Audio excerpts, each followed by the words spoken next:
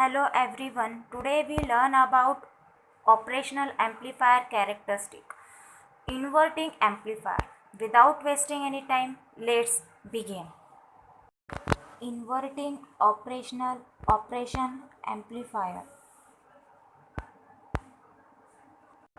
The inverting input configuration of the operational amplifier, and we will see the concept of virtual ground in the operational amplifier. Now we have seen the basic of the operational amplifier, that is op-amp is very high gain differential amplifier, and the gain of op-amp used in the range of 10 to the power 5 power 6, and we had seen that even if apply a very small amount differential input voltage between the input terminals of the op-amp, and the also output will get saturated towards the biasing point, and we had seen the voltage transfer curve, and then we had seen even if we apply small input voltage to this op-amp, also the output will we get saturated either toward the positive terminal voltage. Saturation voltage for the op-amp is 10 volt, and the open loop gain of the op-amp, let's say 10 ampere op-amp, we get saturated 10 microvolt of differential input voltage. So now whenever we want to use this op-amp as an amplifier, we need to use linear region. That means the in this region, so that the input and the output have a linear. But whenever using the op-amp in op-amp loop of configuration is very small, this op-amp as an amplifier, then we need to somehow control the gain of this amplifier, and we can do so by applying the feedback from output in the input side. So there are two ways by which we can supply this feedback. One is providing feedback from output to this positive input terminal, or let's say non-inverting input terminal, and the second is provided the feedback from output this inverting input terminal.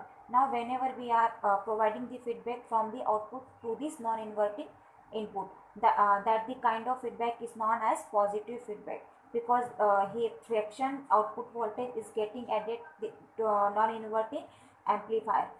Any system we are using the positive feedback leads that system to the so we can use the positive feedback alone. So now here to control the gain of the op-amp, we need to go for this negative terminal.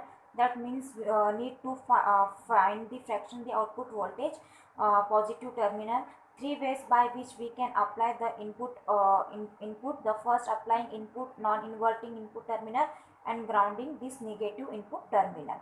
Second is providing the input to this inverting input terminal and grounding this terminal, and third is providing input to both non-inverting as well as inverting input terminal. So first we'll see the case when we are applying the input to the inverting terminal.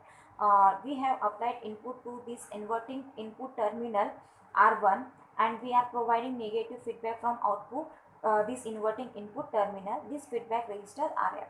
Now whenever op-amp is used in configuration, then is a configuration is known as inverting op-amp configuration. So now the configuration, let's find out the relationship between output and the input voltage, and let's see how we can control the gain op-amp by using this feedback resistor RF, this resistors R1. Let's find the relationship between this output and input terms of the feedback resistor RF and R1. Now before we derive the expression, let's understand the concept of virtual ground in the op-amp. And this concept of virtual ground is applicable when we are applying the negative feedback to this op-amp. Now let's say for the given op-amp to open loop gain this op-amp 10 to the power 6. And we know that the voltage output voltage V out op-amp can given as time the differential input voltage, that the input voltage between this inverting and the non-inverting input terminal. Now let's assume that the negative feedback we are controlling the output voltage of this op-amp in a such way the output voltage is always less than the voltage, or we can say they are operating this op-amp. Let's assume that the output voltage is 10 volt. So we can say that 10 volt, that is equal to 10 to the power 6 time for differential input voltage, or we can say that the differential input voltage is equal to 10 microvolt. And now here this differential input voltage is nothing but differential between this inverting and non-inverting input terminal. So we can write this differential input voltage as V plus minus V minus, that is equal to 10 microvolt. Now there is a 10 microvolt is very small signal and we can almost neglect it. So we can write V plus minus V minus as approximately equal to 0 volt. Or we can say that the V plus that is equal to V minus. It means that the inverting and non-inverting input terminal are at the same potential. Or we can say that there is a virtual short between this inverting and non-inverting input terminals. Now here the term virtual means that these two terminals are not actually short circuited, but they are virtually circuited. So whatever voltage that appears one terminal, the exact same voltage will appear at another terminal. So now in this configuration the non-inverting input terminal is grounded, so we can say that the V plus that is equal to 0. So according to this conclusion, V minus should be equal to 0. It means that the terminal is not actually grounded, but it will act as a virtual ground. So this negative feedback will ensure that the differential between this inverting and the non-inverting input is very small, or we can say that it almost negligible, and because of that we can consider this both input terminal at the same potential. So this concept is known as the virtual ground concept. So now let's use the concept of virtual ground and let's derive the expression between this V out and V input. Now here let's say the current I1 is the current let's flowing through this resistor R1, and let's say the node is node X, and let's say the current that is flowing through the resistor RF is RF.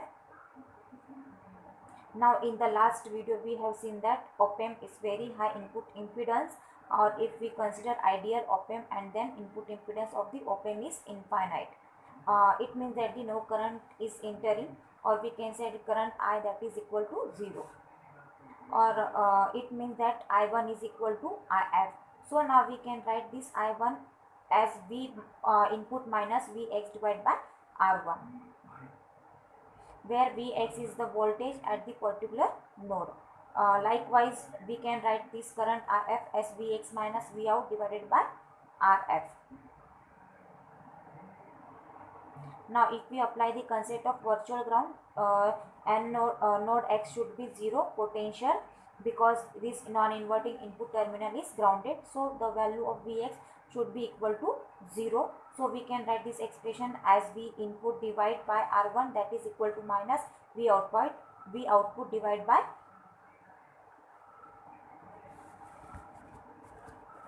and if we RF, and if we rearrange the given value V out by V input, that is equal to minus RF divided by R1,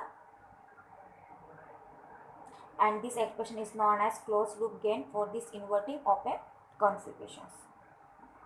So as you can see here, just by changing the value of RF and R1, the gain of this op-amp, and we can use the op-amp as an amplifier. Now here the negative sign indicates that the output voltage is 180 out of phase with respect to input voltage. So let's say if the signal at the input, then the will get amplified signal which is having 180-degree phase with respect to the input signal, and that's why this configuration of the op-amp is known as the inverting configurations, because the output we will invert it with respect to the input voltage. In this case, if RF is equal to 2 kilo ohm and R1 is equals to 1 kilo ohm, and the gain of op-amp will be equal to 2, and suppose if we apply the 1 volt of a signal, then the output we will get 2 volt of a signal which is 180-degree out of phase with respect to 1 volt signal. So in this way, by controlling the value of RF and R1, we can control the gain of this op-amp, and we can use the op-amp as an amplifier.